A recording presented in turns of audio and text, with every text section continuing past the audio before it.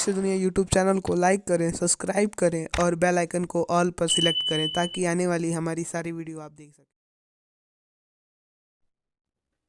रावण एक ऐसा नाम जो शायद ही कोई ना जानता हो। रावण जिनकी मृत्यु प्रभु श्री राम के हाथों हुई माता सीता के लिए। एक और भी कारण है जो बताए जाते हैं। आइए जानते हैं पूरा कहानी। जय श्री महाकाल, जय माता दी। हमारी यूट्यूब फैमिली, एक बार फिर स्वागत है आप सबका, आप सबके इस यूट्यूब चैनल अदृश्य दुनिया में। रावण एक विख्यात ब्राह्मण, रावण एक महान ब्राह्मण, रावण जिनको सारे वेदों का ज्ञान था। कहते हैं रावण के इतना बड़ा ज्ञानी शायद ही कोई हो। उसके बाद भी उन्होंने ऐसा एक कार्य किया जिसकी वजह से आज भी उनको कहा जाता है कि माता सीता की वजह से उनको प्रभु श्री राम के हाथों मारा गया। रावण के वध के पीछे सिर्फ सीता माता का अपहरण ही नहीं एक कारण नहीं था, बल्कि इसके पीछे कई मान्यताएं बताई भी जाती हैं, जुड़ी हुई है। देवी भागवत पुराण के 9वें स्कंद के अनुसार इसके पीछे का कारण रावण को उसके अहंकार के चलते तपस्वी कन्या द्वारा मिला एक श्राप था। यह कथा उसमें की है जब रावण को भगवान शिव की तपस्या के फल स्वरूप एक खड़क व अन्य उपहार वरदान स्वरूप मिले थे। यह वरदान मिलने के बाद रावण का अहंकार बढ़ने लगा था। उसे लगने लगा अब उसके लिए कुछ भी पाना संभव नहीं है, और वो पूरे ब्रह्मांड में निर्भीक होकर भ्रमण करने लगा। एक बार रावण हिमालय के घने जंगलों में पहुंचा, जहां उसकी दृष्टि एक सुंदर कन्या पर पड़ी। वह कन्या उस समय तपस्या में लीन थी, लेकिन उसे देखकर रावण का मन काम वासना से भर गया और उसने तपस्या भंग कर दी। रावण ने दुष्टता पूर्वक उस कन्या से उसकी पहचान पूछी। इस पर कन्या ने गंभीरता पूर्वक उत्तर दिया, हे राक्षसराज, मेरा नाम वेदवती है। मैं महर्षि कुशध्वज की पुत्री हूँ। जब मैं युवा हुई तो देवता, गंधर्व, यक्ष, राक्षस और नाग सभी मुझसे विवाह करना चाहते थे, लेकिन मेरे पिता की इच्छा भी थी मैं पति रूप में भगवान विष्णु का वर्ण करूं।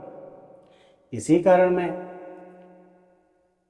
यह वन में तपस्या कर रही हूं। वेदवती ने आगे बताया कि मेरे पिता की इच्छा से क्रोधित होकर शंभु नामक दैत्य ने सोते समय उनकी हत्या कर दी।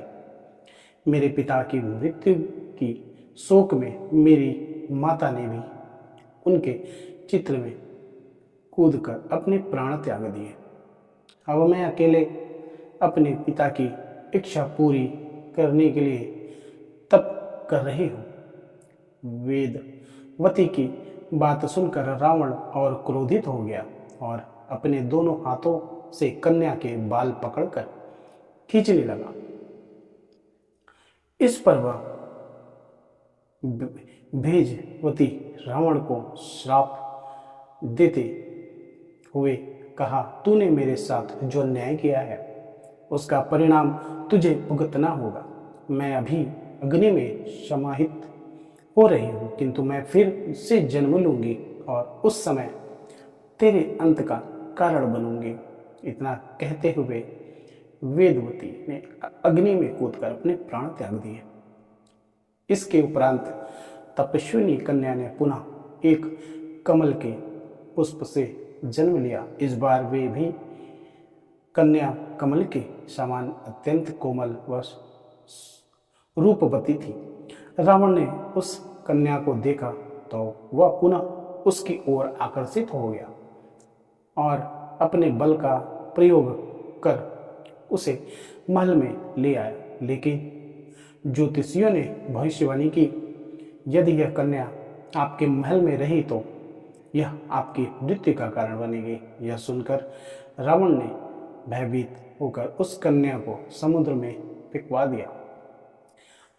कहते हैं कि रावण संगीता के अनुसार अगली बार वही कन्या राजा जनक को पुत्री रूप में प्राप्त हुई और वेदवती के श्राप के अनुसार रावण के मृत्यु का कारण बनी।